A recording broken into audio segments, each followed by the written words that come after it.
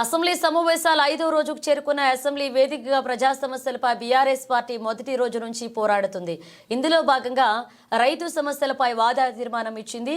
పెట్టుబడి సాయంతో పాటు 2 లక్షల వరకు ప్రతి రైతుకు రుణమాఫీ చేయడంతో పాటు రైతులకిచ్చిన ప్రతి హామీని నెరవేర్చాలని డిమాండ్ చేసింది. రాష్ట్రంలో రైతులకు పంట పెట్టుబడి సహాయం అందక, రుణమాఫీ కాక, అన్ని పంటలకు బోనస్ రాక ఇబ్బందులు ఎదుర్కొంటున్నారు. అందువల్ల ప్రభుత్వం ఇచ్చిన హామీ మేరకు రైతులకి యాసంగికి వానాకాలంతో కలిపి ఎకరాకు 15,000 చొప్పున పెట్టుబడి సాయం అందించాలి. 2 లక్షల వరకు అందరూ రైతులకు రుణమాఫీ చేయాలని, అన్ని పంటలకు వెంటనే బోనస్ చెల్లించాలని కోరుతూ దీనిపై అసెంబ్లీలో చర్చించాలని ప్రతిపాదించింది.